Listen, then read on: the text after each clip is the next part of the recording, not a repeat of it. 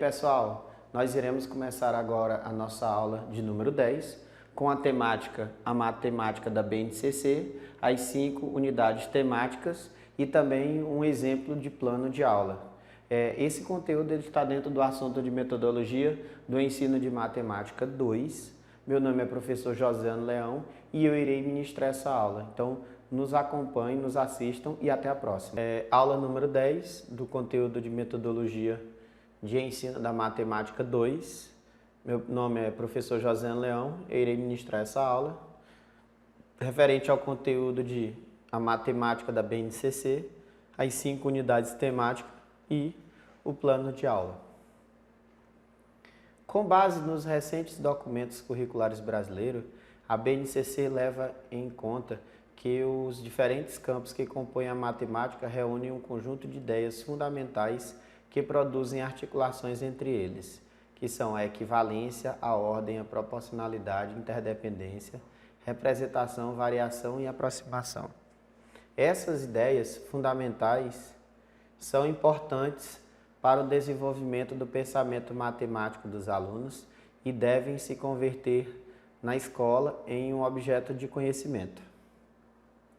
A proporcionalidade, por exemplo, deve estar presente no estudo de operação com números naturais, representações fracionárias dos números racionais, área, função, probabilidade, etc. Além disso, essa noção também se evidencia em muitas ações cotidianas e de outras áreas do conhecimento, como vendas e trocas mercantis, balanços químicos, representação gráficos e etc. Nessa direção, a BNCC propõe 5 unidades temáticas correlacionadas que orientam a formulação de habilidades a ser desenvolvida ao longo do ensino fundamental. Cada uma delas podem receber ênfase diferente, a depender do ano de escolarização. O primeiro tópico que a gente vai falar agora vai ser sobre a unidade temática números. Tem como objetivo, tem como finalidade desenvolver o pensamento numérico, que implica o conhecimento de maneira de quantificar atributos de objetos e de julgar e interpretar argumentos baseados em quantidades. No processo da construção da noção de números, os alunos precisam desenvolver, entre outras, as ideias de aproximação, proporcionalidade, equivalência e ordem, noções fundamentais da matemática. Para essa construção, é importante propor, por meio de situações significativas, sucessivas ampliações dos campos numéricos. No estudo desse campo numérico, deve ser enfatizado registros, usos, significações e operações. No ensino fundamental, anos iniciais, a expectativa em relação a essa temática é que os alunos resolvam problemas com números naturais e números racionais, cuja representação decimal é finita, envolvendo diferentes significados de operações, argumentem e justifiquem os procedimentos utilizados para a resolução e avaliem a plausibilidade dos resultados encontrados. No tocante aos cálculos, espera-se que os alunos desenvolvam diferentes estratégias para a obtenção dos resultados, sobretudo por estimativa e cálculos mentais, além de algoritmo e o uso de calculadoras. Essa parte aí, números, né? Ela é a representação numérica e dentro dessa representação numérica, até os números decimais finitos, né? Isso nos anos iniciais. Nos anos finais aí já vai ser uma coisa muito mais aprofundada. Lá a gente vai falar sobre dízima periódica, lá vamos falar sobre essa mesma categoria aí, né? De unidade temática, número, né? Só que com um grau de exigência maior do que relacionado a essa parte. Então vamos seguir adiante. Nessa fase, espera-se também o desenvolvimento de habilidades no que se refere à leitura, à escrita, a ordenação de números naturais e números racionais por meio da identificação e compreensão de características do sistema de numeração decimal, sobretudo o valor posicional dos algarismos, né, que é 1 sobre 10, 1 sobre 100, 1 sobre 1000, na perspectiva de que os alunos aprofundem a noção de número. É importante colocá-lo diante de tarefas como as que envolvam medições, nas quais os números naturais não são suficientes para resolvê-las, indicando a necessidade de um número racional, tanto na representação decimal quanto na representação fracionária. Essa temática aí, por exemplo, a gente pode falar do exemplo clássico da pizza, né? A pizza ela vem cortada em 8 pedaços. Se você comeu 3 pedaços de 8, relacionado à pizza toda, você comeu 3/8 da pizza. Então, saber que nem todos os números são exatos e que os números também podem ser divididos e não dar números exatos. E como esse entendimento da fração dentro do exemplar nosso, do dia a dia, o quão é importante e como ele entenda que essa parte de número, né, de unidade temática número, que é incluída essa parte de fração, como essa fração ela vai conviver no dia a dia. E como esse conhecimento vai impactar dentro do ensino de matemática durante todo o ensino fundamental, anos iniciais. Resumindo, os alunos devem se tornar capazes de resolver problemas envolvendo operações básicas com números naturais e números racionais. Além de entender o significado dessas operações, a BNCC prevê que nesse processo os alunos também atendam a argumentar, justificando os procedimentos utilizados para a resolução de uma dada questão e avaliar se os resultados encontrados deram conta dos problemas propostos. 2. No momento de realizar os cálculos, espera-se que os estudantes aprendam a lançar mão de diferentes estratégias para obter o resultado desejado, seja por estimativa e cálculo mental, seja por meio de aplicações de algoritmos, conta armada, por exemplo, ou mesmo pelo uso de calculadoras. Também é fundamental preparar o aluno para ler, escrever e ordenar números naturais e racionais positivos, de modo que sejam capazes de identificar e compreender as características inerentes a cada sistema, como no caso do valor posicional do algarismo à esquerda ou à direita, por exemplo.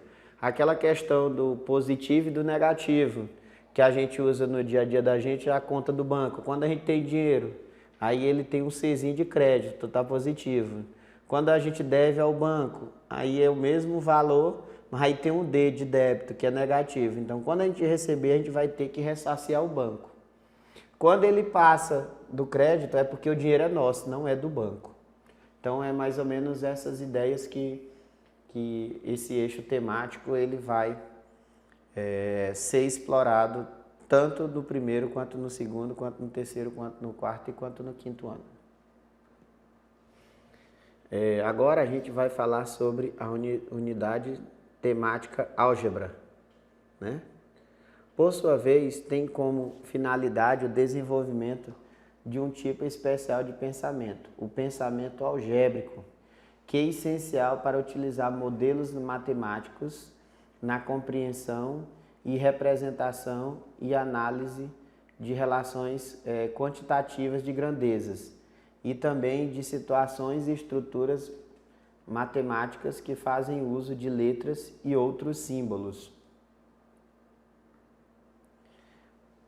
Para esse desenvolvimento, é necessário que os alunos identifiquem regularidade e padrões de sequências numéricas e não numéricas. Estabeleçam leis que expressem a relação de interdependência entre grandezas de diferentes contextos, como criar, interpretar, transitar entre as diversas representações gráficas e simbólicas, para resolver problemas por meios de equações e inequações. com compreensão dos procedimentos utilizados. As ideias matemáticas fundamentais vinculadas a essa unidade são equivalência, por exemplo, bota dois números, né, e saber se eles são iguais, né? Bota duas frações e saber se eles são iguais. Variância, se um é maior do que o outro ou se é menor do que o outro. Interdependência, se aquela parte do cálculo ela pertence à outra. Se eu mudar ela de lugar, se ela vai influenciar ou não. E proporcionalidade, né? Se por exemplo, uma pessoa carrega 4 sacos de cimento, então 2 pessoas teoricamente carregariam 8, né? Então isso também uma unidade temática, né? Uma ideia fundamental da matemática chamada de proporcionalidade. Em síntese, essa unidade temática deve enfatizar o desenvolvimento de uma linguagem, o estabelecimento de generalizações, a análise de interdependência de grandezas e a resolução do problema por meio de equações ou inequações, né?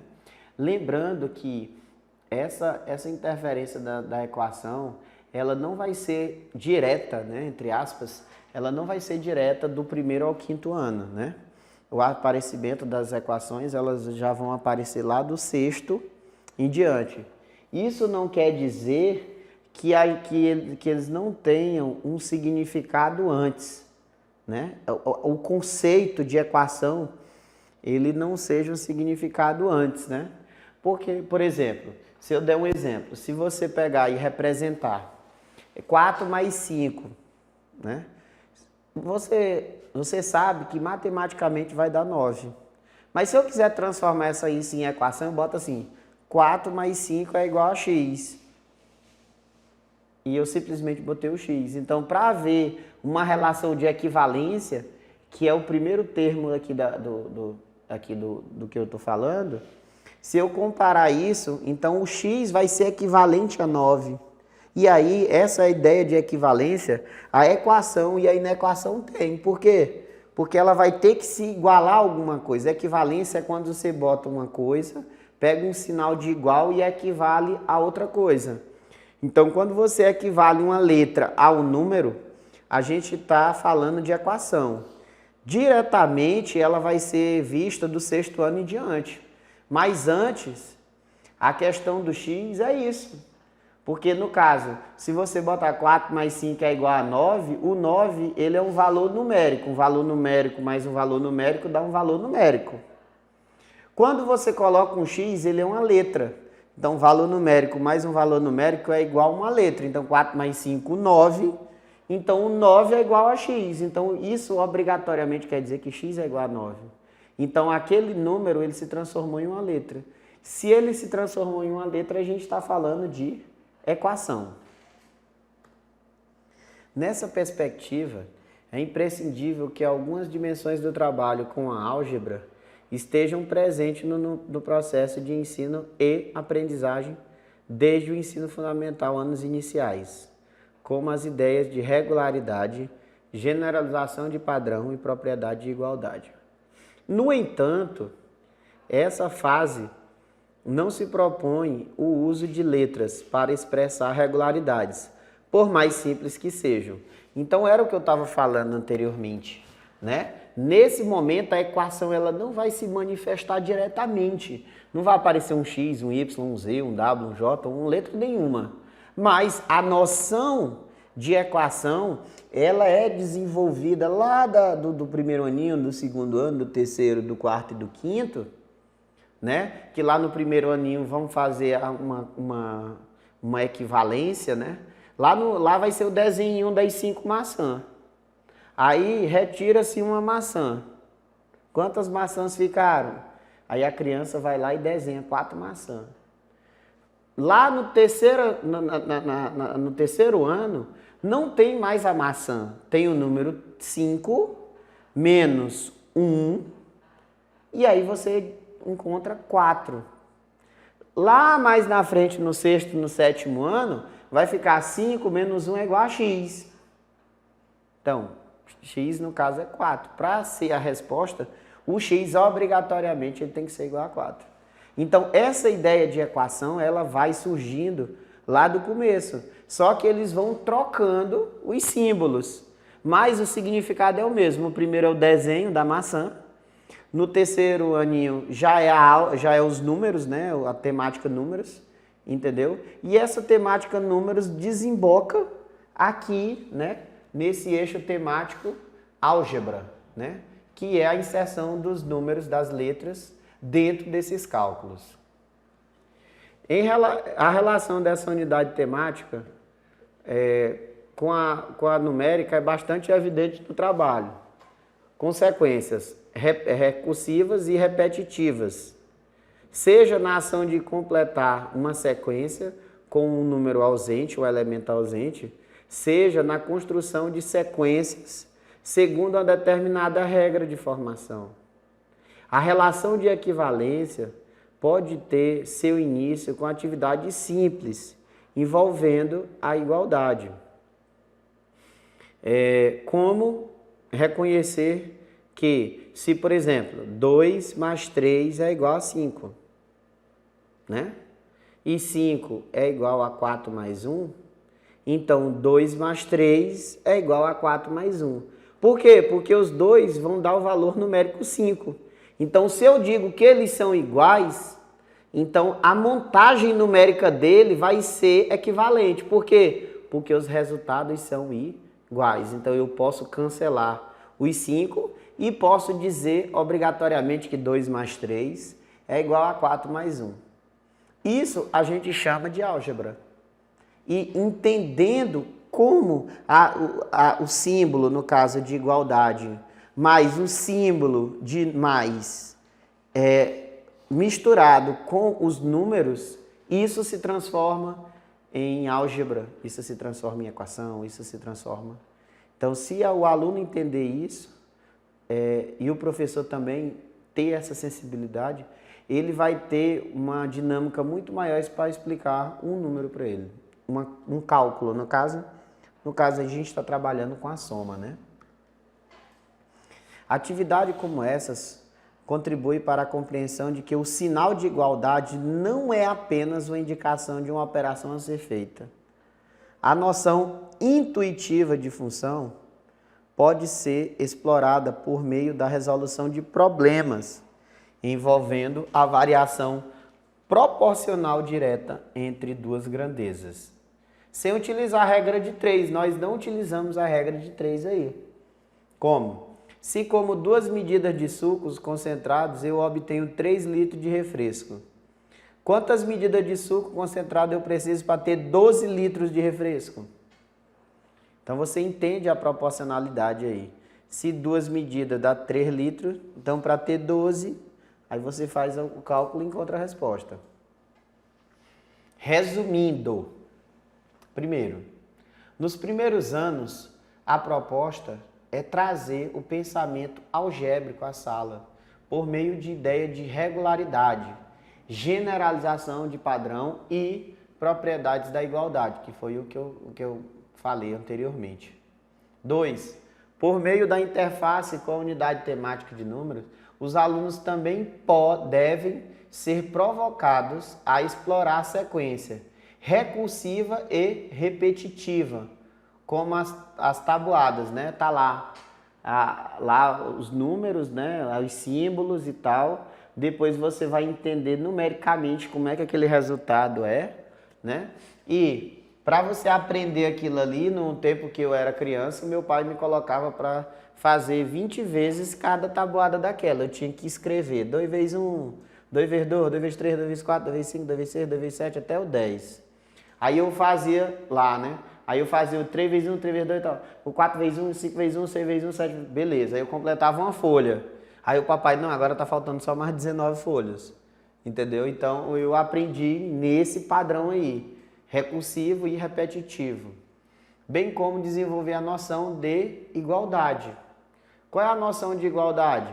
A partir da operação simples está aí, ó, 2 mais 3 é igual a 4 mais 1, 3 mais 2 é igual a 1 mais 4 e assim por diante. A terceira, né? Outra expectativa da base para esse eixo é que os alunos possam trabalhar a resolução de problemas envolvendo a variação proporcional direta entre duas grandezas. Por exemplo, se 2 pessoas carregam 4 kg de carne, então 8 pessoas eles vão carregar 16 kg de carne. Ainda assim, sem utilizar a regra de 3. Por quê? Porque é óbvio. Se 2 pessoas carregam 4 quilos, então 2 pessoas carregam 4 quilos, então uma carrega 2, 2 mais 2, 4.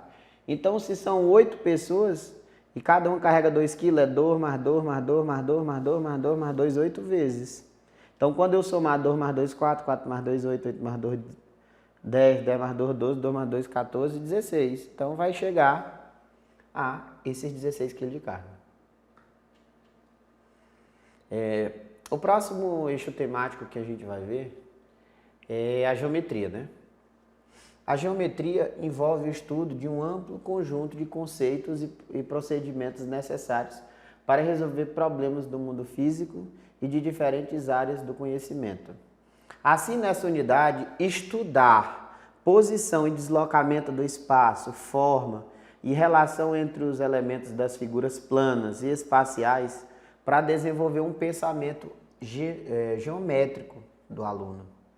Esse pensamento é necessário para investigar propriedades, fazer conjecturas e produzir argumentos geométricos convincentes. É importante também considerar o aspecto funcional que deve estar presente no estudo da geometria, que são as transformações geométricas, sobretudo as simetrias. As ideias matemáticas fundamentais associadas a esse tema são principalmente construção, representação e interdependência. Como assim? Por exemplo, eu posso fazer um muro quadrado, né? Vamos dizer que eu tenho uma área de 2 metros de chão e 2 metros de altura. Se eu construir um metro de 2 metros de chão e 2 metros de altura, a geometria fala que se uma figura tem 4 lados iguais, então a gente chama ele de quadrado, né? Porque geralmente os muros são retangulares, né? Geralmente, por exemplo, o muro tem uma base enorme e uma altura padrão, 2 metros, tem muro de 3 metros. Mas geralmente aquele muro, às vezes a pessoa mura 10 metros, 15 metros, né? Então, se é uma figura, ele tem um lado maior do que a altura, ele não vai ser um quadrado, ele vai ser um retângulo, né? Então, isso aí é uma ideia de construção, né? Você pode ter uma figura, você pode cortar o muro e transformar ele num triângulo, né? Você pode pegar um papelão e cortar ele e fazer uma roda. Então, você vai transformar, no caso, um retângulo ou um quadrado em uma circunferência. Então, essa é a ideia de representação, né? E interdependência é que, às vezes, uma figura ela é de um jeito e você pode transformar ela em outra. E se você voltar anteriormente, ele vai voltar. O muro, vamos dizer que ele seja um quadrado, aí você mexe com ele, ele vira um retângulo, depois você pode voltar ele de novo e fazer um quadrado novamente, né? No ensino fundamental, anos iniciais, espera-se que o aluno identifique e estabeleça pontos de referências para a localização e o deslocamento de objetos. Construam representações de espaços conhecidos e estimulem distâncias, usando como suporte mapas em papel, tablet, smartphone, croquis e outras representações. Antes de eu dar continuidade a isso aí, né, hoje tudo da gente tem o GPS no celular da gente, né? Então o GPS é uma representação do mapa no smartphone, né? E a gente saber que às vezes a quadra, tem muita quadra aqui em Palmas que pode ser que ela seja retangular, né? Que às vezes ela tem um lado maior do que o outro. E pode ser que a quadra seja o mesmo tamanho do comprimento, é o mesmo tamanho da largura, então a quadra seja uma quadra quadrada, né? Isso vai depender, tem quadras enormes, né? e tem quadras menores. Então, saber isso aí é interessante para você se localizar, né? E em relação às formas, espera-se que o aluno indique características de formas geométricas tridimensionais e bidimensionais, associando figuras espaciais à sua planificação, entre outras, né? Por exemplo, uma figura bidimensional, vamos dizer que seja um lápis, né? Que ele tem comprimento e altura, né? E aí, se você pensar em largura, ele vai virar tridimensional, né? Porque aí o lápis vai ter comprimento, largura e altura. Então, saber quando um objeto, você vai medir ele no bidimensional, né? Que é só o comprimento e a largura. E quando você fala em tridimensional, comprimento, largura e altura. Então, o aluno ele ter essa distinção, esse posicionamento, ele vai ter uma dificuldade muito menor de quando ele chegar lá no ensino médio, ele saber qual a diferença entre a geometria plana, que é a geometria bidimensional, para a geometria espacial, que ela é tridimensional. Espera-se também que nomeiem e comparem polígonos por meio de propriedades relativas a lados, vértices e ângulos. O estudo das simetrias deve ser iniciado por meio da manipulação de representação de figuras geométricas planas em quadriculados ou planos cartesianos, né, que são os mapas, e com recursos de software de geometria dinâmica. Hoje é o GeoGebra, né, quando você vai falar de mapas, né, na internet. Resumindo, os alunos devem ser preparados para identificar e estabelecer pontos de referência para a localização e deslocamento de objetos, além de estimar e representar o uso de mapas, croquis, por exemplo. 2. Outro aspecto importante é que os estudantes sejam capazes de observar e comunicar característica tridimensional, bidimensional de forma geométrica, assim como associar figuras espaciais e suas representações. Nas aulas de geometria, reconhecer lados, vértices e ângulos também é fundamental para nomear e comparar polígonos. E é esperado que os estudantes possam trabalhar com representações de figuras geométricas planas em quadriculados ou no plano cartesiano e com softwares de geometria dinâmica para chegar aos objetivos esperados na unidade temática. Assim, a unidade temática grandezas e medidas, ao propor o estudo das medidas e das relações entre elas, ou seja, das relações simétricas, favorece a integração da matemática a outras áreas de conhecimento, como ciências, né, que é a densidade, a grandeza, a escala do sistema solar, energia elétrica ou geografia, por exemplo, coordenada geográfica, densidade demográfica, escala de mapas.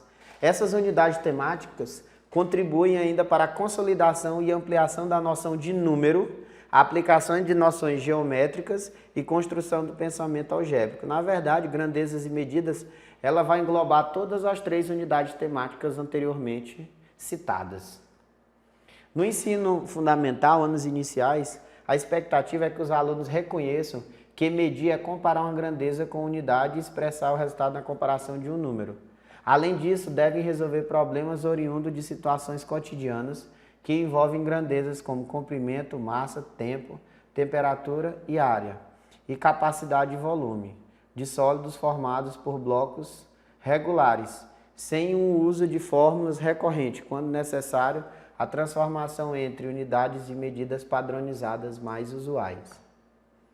Espera-se também que resolvam problemas sobre a situação de compra e de venda e desenvolvam, por exemplo, atitudes éticas e responsáveis em relação ao consumo. Sugere-se que nesse processo seja iniciado utilizando preferencialmente unidades não convencionais para fazer a comparação e medições, o que dá sentido à ação de medir, evitando a ênfase em procedimentos de transformação de unidades convencionais. No entanto, é preciso considerar o contexto em que a escola se encontra. Em escolas de regiões agrícolas, por exemplo, as medidas agrárias podem merecer maior atenção em sala de aula. Outro ponto a ser destacado refere-se à introdução de medidas de capacidade de armazenamento de computadores, como grandezas associadas à demanda da sociedade moderna. Nesse caso, é importante destacar o fato do prefixo utilizado em bytes, kilobyte, megabyte, gigabytes, que não estão associados ao sistema de numeração decimal, na base 10, pois 1 kilobyte corresponde a 1024 bits e não a 1000 bits. Resumindo, o primeiro ponto importante é que os alunos tenham clareza de que medir é comparar uma grandeza com a unidade e expressar o resultado dessas unidades por meio de um número. 2. Também se espera que os alunos sejam capacitados para resolver problemas envolvendo grandezas como comprimento, massa, tempo, temperatura, área, capacidade e volume, sem o uso de fórmulas e fazendo a transformação entre unidades de medidas padronizadas atuais, sabendo identificar quando a situação exige esse procedimento.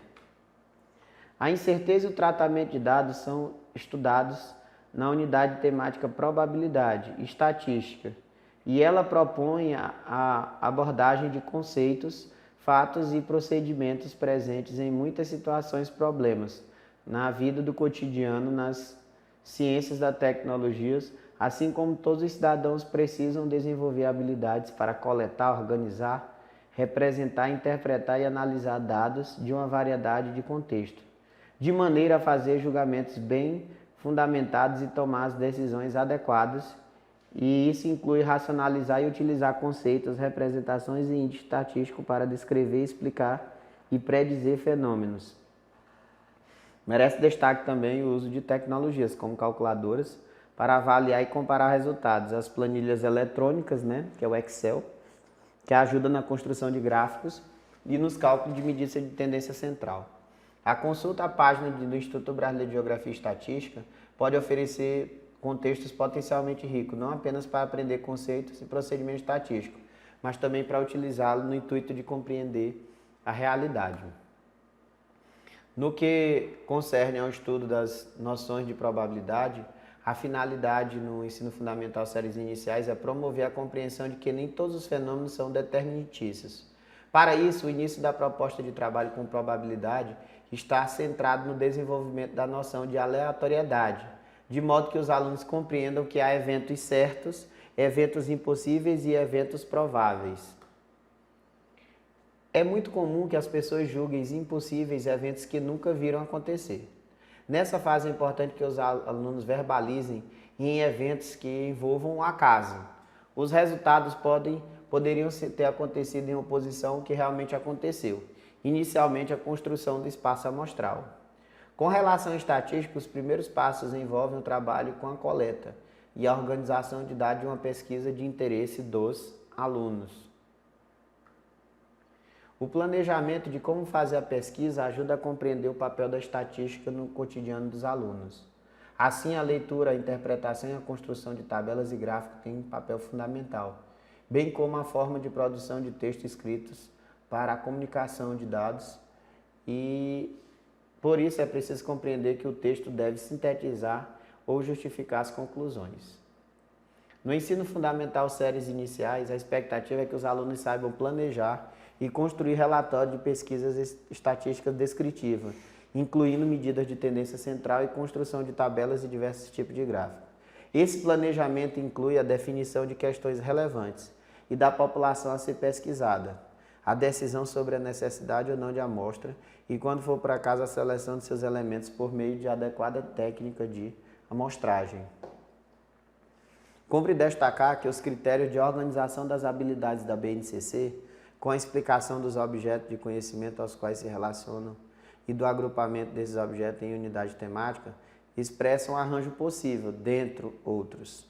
Portanto, os agrupamentos propostos não devem ser tomados como modelos obrigatórios para o desenho dos currículos. Essa divisão em unidade temática serve tão somente para facilitar a compreensão do conjunto de habilidades e de como eles se interrelacionam. Na elaboração dos currículos e das propostas pedagógicas, devem ser enfatizadas as articulações das habilidades, como as outras áreas de conhecimento, entre as unidades temáticas no interior de cada uma delas, na definição das habilidades. O progresso ano a ano se baseia na compreensão e utilizando novas ferramentas e na complexidade das situações e problemas propostas, cuja resolução existe a execução de mais etapas ou noções de unidades temáticas distintas. Os problemas de contagem, por exemplo, devem inicialmente estar restritos àqueles cuja relação podem ser obtidas pela descrição de todos os casos possíveis, mediante a utilização de esquemas ou diagramas, e posteriormente aquele cuja resolução depende da aplicação dos objetivos, multiplicativos e aditivos e do princípio da causa dos pombos. Por exemplo, é a resolução de problemas envolvendo operações fundamentais, utilizando ou não linguagem algébrica. Resumindo, 1. O campo aparece primeiro na noção de aleatoriedade e de possibilidade. A ideia é que os alunos aprendam o que é probabilidade de ocorrência de um determinado evento, como um exemplo específico, um contexto específico. Então vamos lá. Para finalizar a nossa aula, eu resolvi fazer aqui um exemplo do plano de aula, né, que foi extraído do Padlet. Se vocês não sabem o que é Padlet, ele é um mural eletrônico no qual você pode fazer uma sequência, você pode apresentar. Ele é feito na internet, entendeu? Mas você pode baixar ele impresso, ou você pode fazer esses exemplos, né? O plano de aula na internet. É muito interessante depois se vocês pesquisem sobre o Padlet. Então vamos lá. Ó. Eu peguei um plano de aula que ele foi elaborado pela essa senhora chamada Ana Cecília Machado Dias. No plano de aula é obrigatório inicialmente você falar sobre a habilidade, né? Você pode usar uma ou mais habilidades. Nesse caso aí, ela só quis, esse plano de aula é relacionado somente a essa habilidade EF03, MA17. O EF é ensino fundamental, o 03 é porque é do terceiro ano, o MA que é matemática, né? E o 17 é porque ele é habilidade 17. Aí, todo plano de aula ele tem que ter um objetivo específico, né? No caso, identificar e diferenciar unidades de medidas de comprimento padronizadas ou não em situações reais no uso de medições. Então, tá aí o objetivo específico. Também é bom colocar conceito-chave, né? Que vão ser medidas padronizadas e não padronizadas de comprimento. Então vamos lá. Recurso necessário. Tem que sempre que ter os recursos. Tudo que você usar, se você usar um clipe para furar um papel, tem que colocar o clipe lá também. Então, nesse caso aí, ele foi uma atividade impressa, né, em folha, colada no caderno. Tem que falar que é colado ou grampeado, tanto faz. Impressão e recorte na régua. E folha do caderno até A4, né? Lápis e borracha. Ah, professor, eu não usei a borracha não, mas ele tem que estar lá. Se tiver alguma coisa errada escrita lá, você usa a borracha, né? Então, o material ele tem que estar lá, é o recurso necessário. Materiais presentes na mochila das crianças ou na sala de aula que possa servir como auxílio de não padronização. Então, ele botou o tempo sugerido, né? Professor, 2 minutos, mas eu acho que dá 4. Então, bote o 4. Quem faz é você. Como você faz o seu plano de aula, se você achar 4 minutos é um tempo, então faça em 4 minutos, tá? Lembrando que esse plano de aula ele foi só um recorte, ele não foi... porque você não vai fazer um plano de aula de 2 minutos, né? Não existe. A aula é 40 minutos, 50, você tem que colocar. Mas isso é o comecinho, né, da aula. Aí a orientação, né? Projete ou leia o objetivo para a turma, proposição, compartilhar o objetivo da aula, sempre bom compartilhar o objetivo. Então vamos lá, vamos observar as carteiras que utilizam para estudar. Elas possuem o mesmo tamanho? Elas têm a mesma altura? Vamos conferir. 3 alunos mediram o tamanho do tampo da carteira e encontraram a seguinte medida. Um encontrou 8 palmos, o outro 3 braços e o outro 2 passos. Como você pode dizer que esse tamanho é exato no tampo da carteira? Tempo previsto, 7 minutos. Aí os meninos foram medir as carteiras tudinha e tal, cada um com sua medição, né? Incentivar os alunos a observar a carteira da sala, em especial que estão sentados Oferecer um caderno de folha A4 que possam desenhar uma carteira e registrar a medida encontrada de unidade de medida não padronizada, como um lápis, um palmo, um braço. A partir de medir o tamanho, né, do tampo, desafiar as crianças a encontrar a solução para que possa medir e registrar o tamanho do tampo de cada uma carteira. Discussão com a turma, aí você tem que botar o que é que você queria, né, dessa atividade, né?